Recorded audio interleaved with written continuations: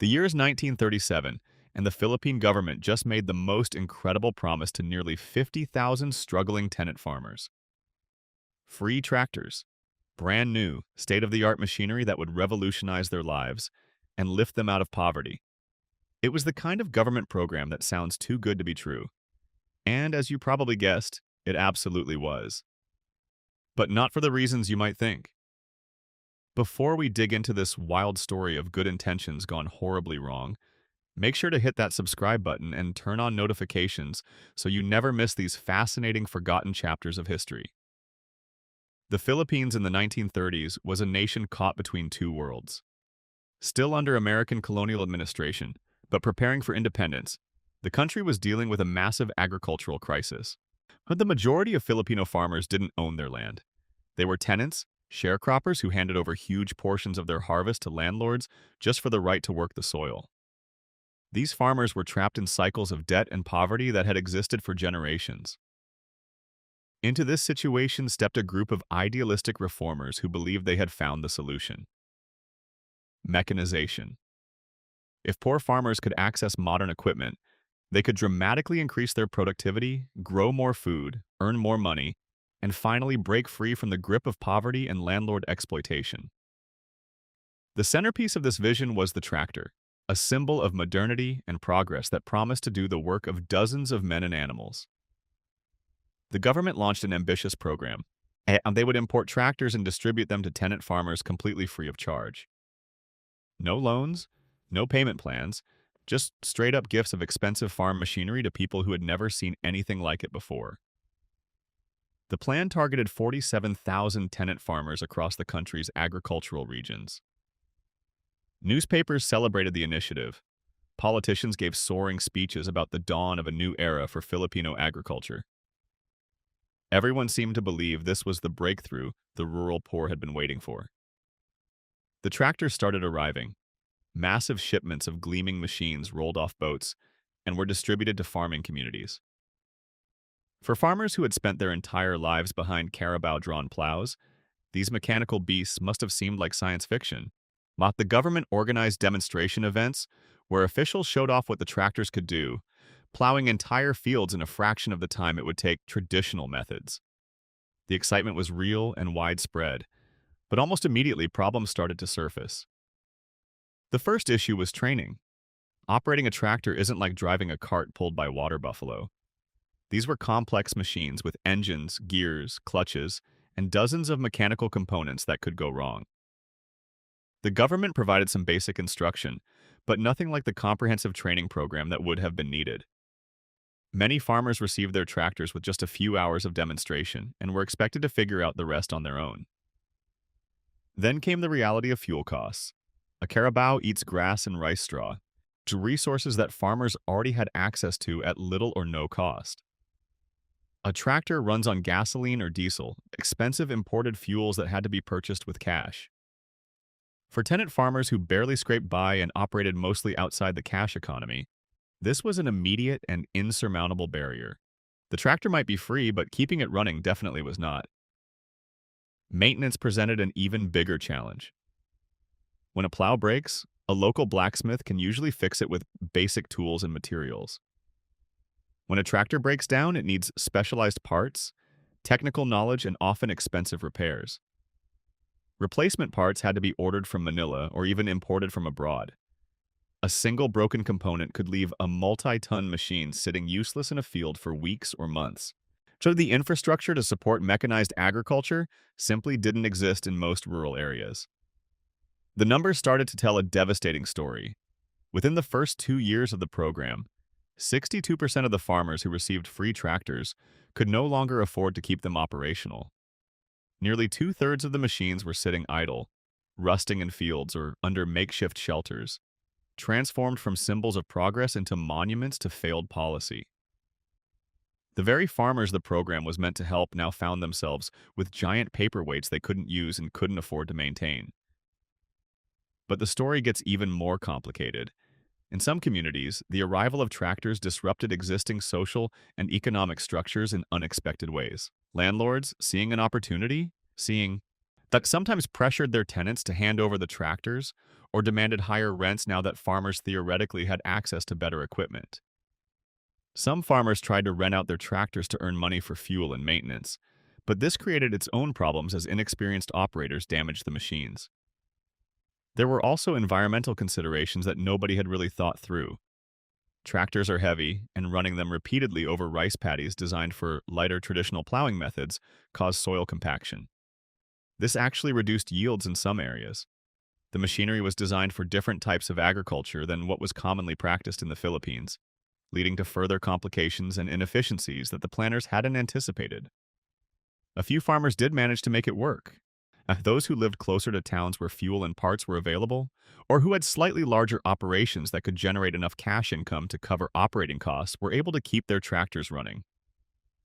Some formed cooperatives, pooling resources to share fuel costs and maintenance expenses. But these success stories were the exception, not the rule. The vast majority of recipients found the tractors to be more burden than blessing. The government's response to the crisis was inadequate.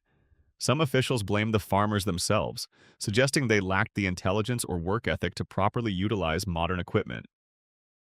This condescending attitude ignored the very real structural barriers that made the program unworkable from the start. A few half-hearted attempts were made to provide fuel subsidies or establish repair centers, but these efforts were too little and too late to save the program. By the time World War II reached the Philippines in 1941, thousands of the free tractors had already been abandoned. During the Japanese occupation, many were seized or destroyed. Others were cannibalized for parts or scrap metal. The grand experiment in agricultural mechanization had effectively ended before it really began, leaving behind rusted hulks and bitter lessons about the gap between good intentions and practical implementation. So, what went wrong? At its core, this wasn't a story about lazy farmers or defective tractors. It was a story about a fundamental misunderstanding of the actual constraints facing poor agricultural workers. The reformers correctly identified that tenant farmers were struggling, but they prescribed a solution that addressed productivity without considering the economic system those farmers operated within. A farmer who doesn't own his land and must give most of his harvest to a landlord isn't going to escape poverty just by growing more food more efficiently. The program also reflected a common pattern in development policy that persists to this day. The assumption that technology alone can solve problems rooted in economic inequality and inadequate infrastructure. Tractors were indeed powerful tools that could increase agricultural productivity, but only within a supporting ecosystem of fuel distribution, parts availability, technical training, and most importantly, an economic structure where increased productivity actually translated into improved livelihoods for farmers. There's also the question of participation and planning. The tenant farmers themselves had little input into the design of this program. Government officials and reformers decided what farmers needed without extensively consulting the people who would actually use the equipment. If they had, they might have learned about the fuel cost problem, the maintenance challenge, and the various practical barriers before importing tens of thousands of machines. Modern development economics has learned some lessons from disasters like this one. Contemporary approaches emphasize community participation, careful consideration of local context, attention to total cost of ownership rather than just initial price, and recognition that technology transfer requires supporting infrastructure. But variations of the same mistakes still happen.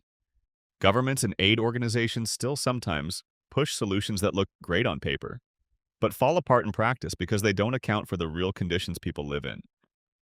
The story of the Philippine Tractor Program is a reminder that generosity isn't enough. Good intentions don't automatically lead to good outcomes.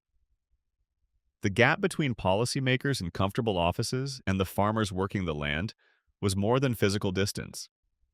It was a gap in understanding, in lived experience, and in appreciation for the complex web of constraints that shape people's choices and possibilities. For the tenant farmers who briefly owned these magnificent machines, the experience must have been bittersweet. Now, for a moment, they held in their hands tools that represented modernity and possibility. But the promise dissolved as quickly as it appeared, leaving them back where they started, or sometimes even worse off if they had made financial decisions based on the expectation that the tractors would actually improve their situation. The 47,000 tractors represent more than just a failed government program. They symbolize the challenge of addressing poverty and inequality in ways that actually work. They remind us that solving entrenched social problems requires more than just throwing resources at them. It requires understanding systems, building infrastructure, ensuring sustainability, and most importantly, listening to and involving the people you're trying to help. That this forgotten chapter of history speaks to ongoing debates about development, technology, and social change. How do we help people without creating dependency? How do we introduce new tools without destabilizing existing systems? How do we ensure that innovations actually reach and benefit the people who need them most? These questions remain as relevant today as they were in 1937. The rusting tractors scattered across the Philippine countryside in the 1940s stood as silent testimony to the limits of top-down solutions. They were expensive lessons in the importance of thinking through not just the initial distribution of resources, but the entire life cycle and ecosystem required to make those resources useful. But they demonstrated that the hardest part of helping people isn't the initial act of generosity, but ensuring that help is sustainable and appropriate to actual needs and circumstances.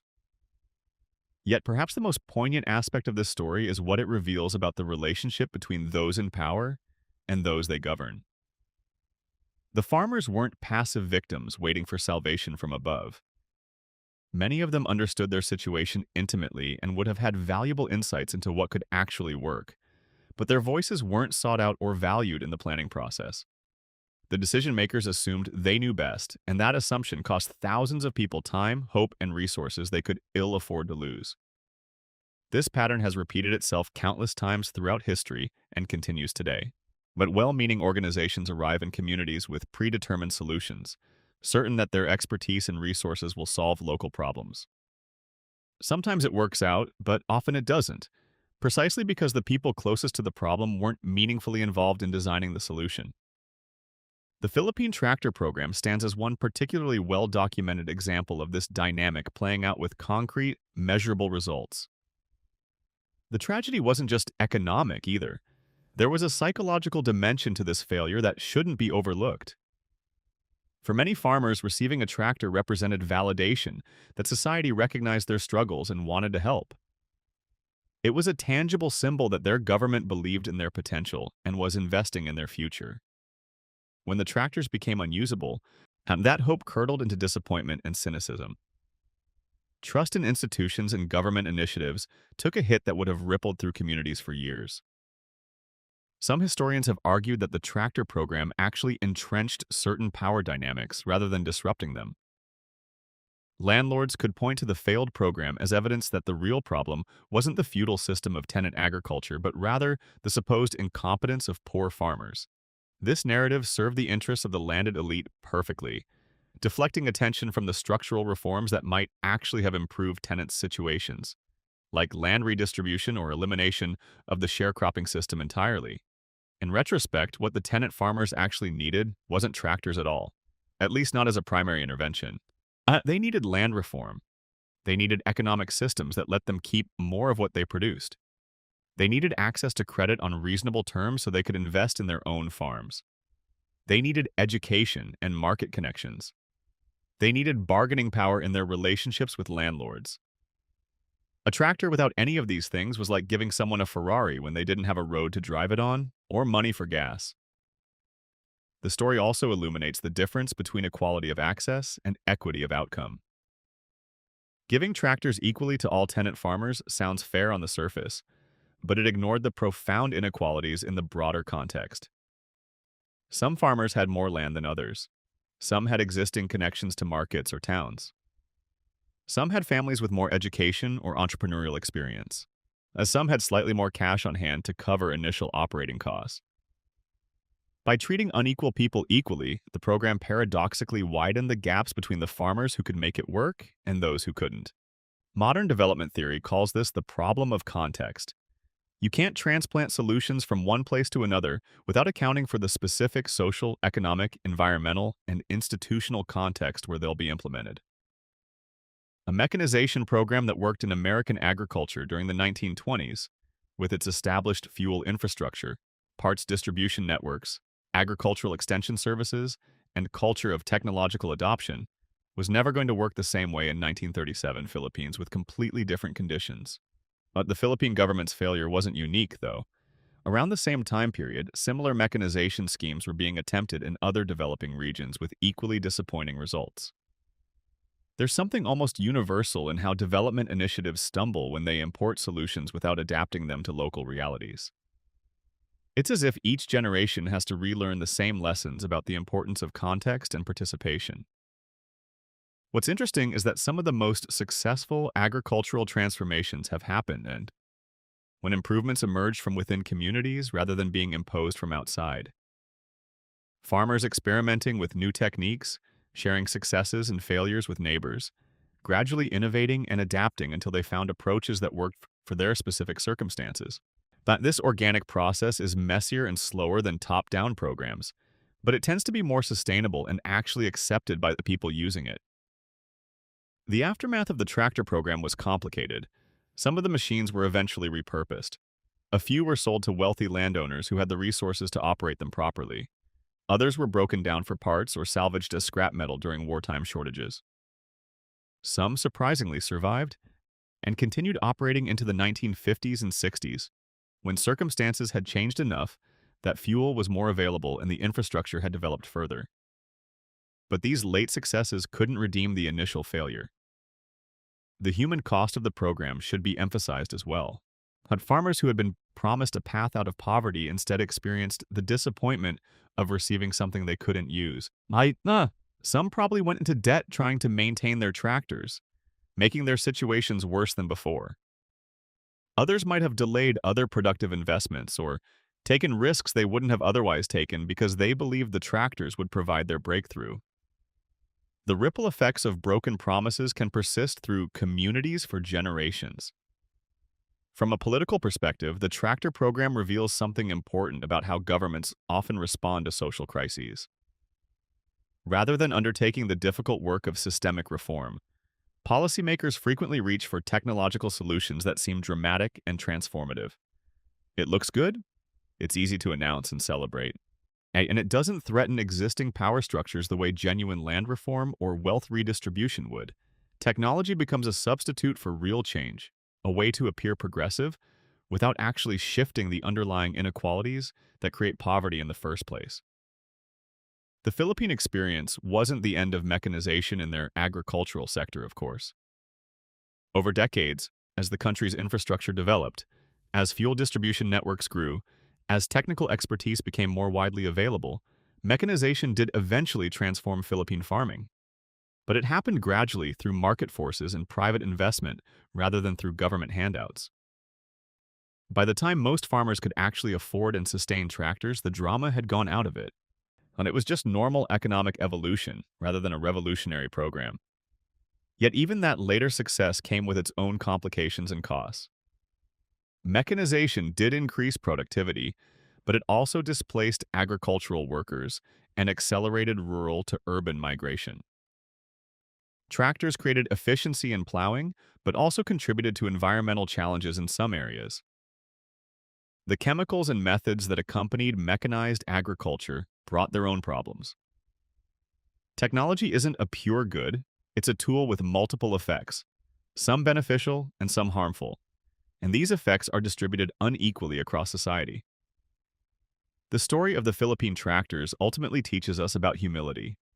It teaches that those of us who want to help others, whether through government programs or charitable work or development initiatives, need to approach that work with deep respect for the knowledge and agency of the people we're trying to help. We need to recognize the limits of our own understanding and remain open to the possibility that our brilliant solutions might not work in practice. We need to build in mechanisms for feedback and adjustment rather than assuming we can design a perfect program in advance. It also teaches us to think systemically. A tractor is just a tool. Its effectiveness depends entirely on the broader system it operates within. You can't change just one variable and expect good outcomes if all the other variables remain problematic. Real solutions require thinking about the whole ecosystem. How does this technology fit into the economy? The infrastructure, the education system, the power relationships, the environmental context. But when you zoom out and look at all these connections, suddenly a simple gift of machinery reveals itself to be vastly more complicated than anyone initially thought. As we face contemporary challenges like climate change, economic inequality, and technological disruption, the lessons from the Philippine tractor program remain surprisingly relevant. We still see initiatives that assume technology can solve problems rooted in economics and politics. We still see well-intentioned programs designed without sufficient input from affected communities. We still see development approaches that focus on distributing resources without building the supporting infrastructure needed to make those resources useful. The specific technology changes, but the pattern persists. The tenant farmers of 1937 Philippines deserved better than what they got. They deserved programs designed with their input, programs that addressed root causes rather than symptoms, programs that considered the full cost of ownership and the total system needed for success. They deserved respect for their knowledge and their capacity. What they got instead was good intentions paved over with poor planning and inadequate follow-through. The rusted tractors standing silent in rural fields represented not just a failed program but a missed opportunity to genuinely transform lives. Thank you so much for joining me on this journey through a forgotten but important chapter of history. Stories like this one remind us why it matters to look back and examine what went wrong in the past. We learn not by judging people harshly, but by understanding the complex dynamics that led to outcomes different from what was intended. If you found this story interesting and want to keep discovering these hidden corners of history, please subscribe to the channel and turn on notifications. We release new videos regularly, each one exploring fascinating and overlooked historical moments that shaped our world. Your support through subscribes, likes, and comments means everything to this channel and helps us keep bringing these stories to you. See you in the next one.